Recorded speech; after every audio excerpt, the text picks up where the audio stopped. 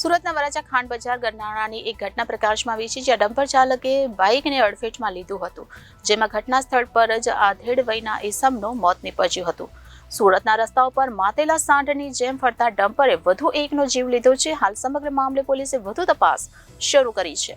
સુરતના રસ્તાઓ પર માતેલા સાંઢની જેમ ફરતા ડમ્પરે વધુ એકનો જીવ લીધો છે. વરાછા વિસ્તારમાં ખાંડ બજાર ગરનાળા પાસે ડમ્પરે ગમખ્વાર અકસ્માત સર્જ્યો હતો, જેમાં રાહદારીને કચડીને ડમ્પરે મોપેડને અડફેટમાં લીધું હતું. સમગ્ર અકસ્માતમાં આધેડના માથા પરથી ડમ્પરનું ટાયર ફરી વળતા મોત નીપજ્યું હતું, જેથી ઉશ્કેરાયેલા લોકોએ ડ્રાઈવરને ઝડપી લઈને પોલીસ હવાલે કર્યો હતો.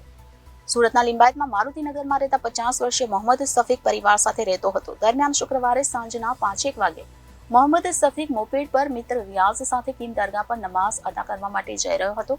તે દરમિયાન વરાછા ખાંડ બજાર પાસે ડમ્પર ચાલકે મોહમ્મદ સફીકની મોપેડને અડફેટમાં લીધી હતી. સર્જાયેલા અકસ્માતમાં મોહમ્મદ સફીકનું ઘટના સ્થળ પર જ મોત નીપજ્યું હતું, તેમજ રિયાઝને ગંભીર ઇજાઓ થઈ હતી, જેથી તેને 108 એમ્બ્યુલન્સ મારફતે સારવાર માટે સ્મીમેરમાં ખસેડાયો હતો. અકસ્માતના પગલે લોકોના ટોળાએ ડમ્પર ચાલકને ઝડપી પાડ્યો હતો. હાલ સમગ્ર મામલે પોલીસે વધુ તપાસ શરૂ કરી છે. Reporter Arvind Rathod, Janadesh news, Surat.